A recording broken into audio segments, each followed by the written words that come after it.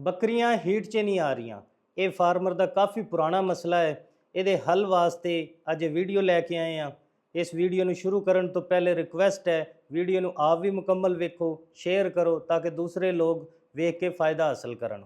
ਆਉਂਦੇ ਹਾਂ ਵੀਡੀਓ ਦੀ ਤਰਫ। ਬੱਕਰੀਆਂ ਹੀਟ 'ਚ ਨਹੀਂ ਆ ਰਹੀਆਂ। ਕੁਛ ਮੈਸੇਜ ਆਏ ਨੇ ਪਿਛਲੀ ਵੀਡੀਓ ਤੇ ਦੋਸਤਾਂ ਦੇ ਕਿ ਬੱਕਰੀਆਂ ਸਾਡੀਆਂ ਹੀਟ 'ਚ ਨਹੀਂ ਆ ਰਹੀਆਂ, ਠਹਿਰਨ ਨਹੀਂ ਰਹੀਆਂ।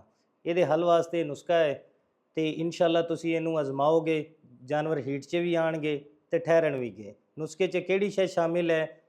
ਇੱਕ ਹੀ ਸ਼ੈ ਇਹਨੂੰ ਤੁਸੀਂ ਇਸਤੇਮਾਲ ਕਰਾਣਾ ਹੈ, ਉਹ ਹੈ ਮਸਰ ਦੀ ਦਾਲ। 1 ਕਿਲੋ ਤੁਸੀਂ ਲਿਆ ਕੇ ਘਰ ਰੱਖ ਲੈਣੀ ਹੈ। ਬੜੀ ਬੱਕਰੀ ਨੂੰ ਤੁਸੀਂ 40 ਤੋਂ 50 ਗ੍ਰਾਮ ਸੁਬਹ ਦੇਣੀ ਹੈ ਤੇ 40 ਤੋਂ 50 ਗ੍ਰਾਮ ਸ਼ਾਮ ਨੂੰ ਖਿਲਾਣੀ ਹੈ।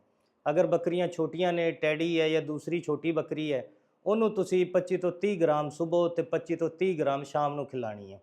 ਇਨਸ਼ਾਅੱਲਾ ਤੁਸੀਂ ਇਹ ਅਮਲ 10 ਤੋਂ 15 ਦਿਨ ਕਰਨਾ ਹੈ। ਜਾਨਵਰ ਹੀਟ 'ਚ ਵੀ ਆਣਗੇ, ਠਹਿਰਨਗੇ, ਫਾਰਮਰ ਦਾ ਦਿਲ ਵੀ ਨਹੀਂ ਦੁਖੇਗਾ ਕਿਉਂਕਿ ਬੱਕਰੀਆਂ ਚਰਾਣੀਆਂ ਕਿਹੜੀਆਂ ਸੌਖੀਆਂ ਨੇ ਅੱਜ ਕੱਲ੍ਹ।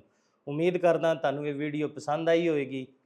ਸ਼ੇਅਰ ਕਰੋ ਤਾਂ ਕਿ ਦੂਸਰੇ ਲੋਕ ਵੇਖ ਕੇ ਇਹ ਤੋਂ फ़ायदा हासिल ਕਰਨ। शुक्रिया।